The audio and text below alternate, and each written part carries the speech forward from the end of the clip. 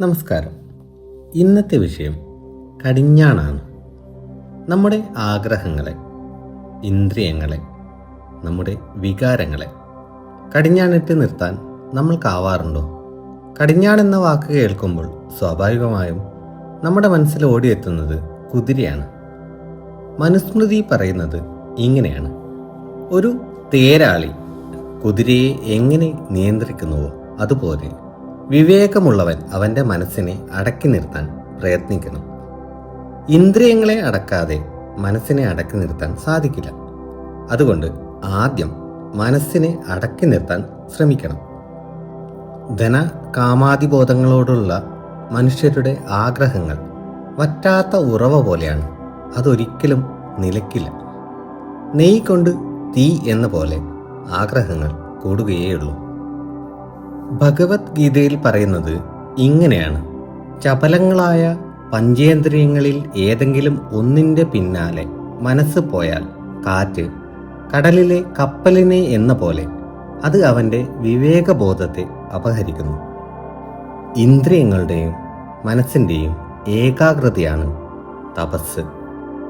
വികാരങ്ങളെയും ഇന്ദ്രിയങ്ങളെയും കടിഞ്ഞാണിട്ട് തപസ് ചെയ്യാൻ നിർദ്ദേശിക്കുമ്പോൾ നമ്മുടെ എല്ലാം മനസ്സിലെത്തുന്ന ഒരു രൂപമുണ്ട്. കലിയുഗവരതനായ സാക്ഷാൽ ശ്രീ ധർമ്മശാസ്താവ് സ്വാമി അയ്യപ്പൻ. കലിയുഗത്തിൽ പറയുന്ന മുഖ്യധർമ്മം ദാനമേകം എന്നാണ്.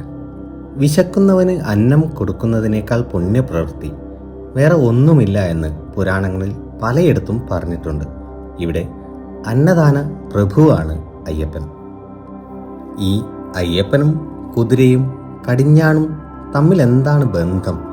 അയ്യപ്പന്റെ വാഹനം നമ്മളിൽ പലരും കരുതിയതുപോലെ പുലിയല്ല. അയ്യപ്പന്റെ വാഹനം കുതിരയാണ്. ഹരിവരാസനത്തിൽ വളരെ വ്യക്തമായി പ്രതിപാദിക്കുന്ന 2-3 വരികളുണ്ട്: ദുരകവാഹനൻ, വാജിവാഹനൻ എന്നൊക്കെ. ദുരകം, വാജി എന്നത് കുതിരയുടെ പര്യായങ്ങളാണ്. കൂടാതെ പരിചയമില്ലാത്ത ക്ഷേത്രത്തിലെത്തുമ്പോൾ സർവാഭരണ ഭൂഷിതമായ മൂർത്തി ഏതാണെന്നറിയാതെ പ്രാർത്ഥിക്കേണ്ട അവസ്ഥ നമുക്ക് പലർക്കും ഉണ്ടായിട്ടുണ്ട്. ദേവനെ ദേവി എന്ന് വിളിക്കേണ്ട അവസ്ഥ. ഈ ഒരു പ്രതിസന്ധി മറികടക്കാൻ ഒരു വഴിയുണ്ട്. ക്ഷേത്രത്തിലെ കൊടിമരം നോക്കിയാൽ മതി. കൊടിമരത്തിൻ്റെ മുകളിലുള്ള രൂപം ഏതാണോ അതാണ് ആ ക്ഷേത്രത്തിലെ മൂർത്തിയുടെ വാഹനം. മൂർത്തികളുടെ വാഹനം ഏതൊക്കെയാണെന്ന് അറിവുള്ള ഒരാൾ കൊടിമരത്തെ രൂപം നോക്കി മൂർത്തിയെ തിരിച്ചറിയാൻ സാധിക്കും. കൊടിമരം തൊട്ട് ക്ഷേത്രത്തിലേക്ക് കടക്കുമ്പോൾ തന്നെ മനസ്സിൽ മൂർത്തിയുടെ രൂപം വരും. കലിയുഗവരതനായ ധർമ്മശാസ്താവ് ശ്രീ അയ്യപ്പന്റെ കൊടിമരത്തിലുള്ള രൂപം കുതിരയാണ്. അയ്യപ്പന്റെ വാഹനം പുലിയല്ല, അത് കുതിരയാണ്. മനസ്സാകും പുലിമേലെയല്ല അയ്യപ്പൻ വാഴുന്നത്, കുതിരമേലെയാണ്. നമ്മുടെ മനസ്സിനെ കടിഞ്ഞാണിടാൻ വേണ്ടിയാണ് നാം അയ്യപ്പമുദ്ര അണിയുന്നത്. 41 ദിവസം വ്രതമെടുത്ത് ത്യാഗങ്ങൾ സഹിച്ച് 18 പടികൾ കയറി അവിടെ എത്തി നിന്റെ ജന്മമാകുന്ന നെയ്യ് ഒരു തേങ്ങയിൽ ആവാഹിച്ച് അത് എന്നിലേക്ക് അർപ്പിക്കുമ്പോൾ തത്വമസി ഉടലെടുക്കുന്നു. തത് ത്വം അസി. നീ ആരെ തേടിയാണോ വന്നത് അത് നീ തന്നെയാണ്. ജീവിതത്തിൽ ഒരിക്കലെങ്കിലും കഴുത്തിൽ അയ്യപ്പ മുദ്ര അണിഞ്ഞ് അതഴിക്കുമ്പോൾ നമ്മുടെ ശരീരത്തിൽ നിന്ന് എന്തോ ഒരു ചൈതന്യം, അല്ലെങ്കിൽ പറയാനറിയാത്ത എന്തോ ഒന്ന് നഷ്ടപ്പെടുന്ന ഒരു തോന്നലുണ്ടാകും.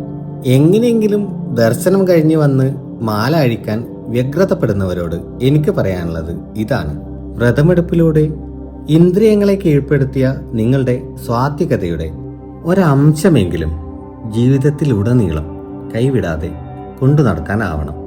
ദുശ്ശീലങ്ങളിലൂടെ കലിയുഗത്തിൻ്റെ ദുഷിപ്പിലേക്ക് വീണ്ടും എടുത്തു ചാടരുത്. മനസ്സിനെ അടിച്ചമർത്താൻ ശ്രമിക്കുമ്പോൾ അത് ശക്തമാകും. സ്നേഹത്തോടെ സ്ഥിരമായി പരിശീലിക്കുമ്പോൾ അത് വഴങ്ങും. മനസ്സ് എന്തിനെക്കുറിച്ചാണോ വീണ്ടും വീണ്ടും ചിന്തിക്കുന്നത് എന്ന് ശ്രദ്ധിക്കുക. ചിന്തകളെ തടയാൻ ശ്രമിക്കാതെ ഒരു സാക്ഷിയെ പോലെ കാണുക. ഇതെൻ്റെ ചിന്ത മാത്രമാണ്, ഞാനല്ല എന്ന ബോധം വളർത്തുക. മനസ്സിനെ നിയന്ത്രണത്തിലാക്കുക എന്നത് ഒരു ദിവസം കൊണ്ട് സാധിക്കുന്ന ഒന്നല്ല. പക്ഷേ ശീലങ്ങൾ, ചിന്താമാറ്റങ്ങൾ സ്ഥിരമായ അഭ്യാസം ഇവയിലൂടെ അത് സാധ്യമാക്കാം. ഒരു ഉദാഹരണം പറയാം. ഒരു അധ്യാപകൻ ക്ലാസ്സിൽ പകുതി വെള്ളം നിറച്ച് മേശമേൽ വെച്ച് മുമ്പിലുള്ള കുട്ടികളോട് ഈ ഗ്ലാസ്സിൽ എത്ര വെള്ളമുണ്ടെന്ന് എഴുതാൻ പറഞ്ഞു. ഒരു കുട്ടി ഒഴികെ എല്ലാവരും എഴുതിയത് ഗ്ലാസ്സിൽ പകുതി വെള്ളമേ ഉള്ളൂ എന്നാണ്. എന്നാൽ മറ്റേ കുട്ടി എഴുതിയത് എന്താണെന്ന് അറിയണ്ടേ? ഗ്ലാസ്സിൽ പകുതിയോളം വെള്ളം ഉണ്ട് എന്നാണ്. എല്ലാവരും എഴുതിയത് ശരിയാണ്.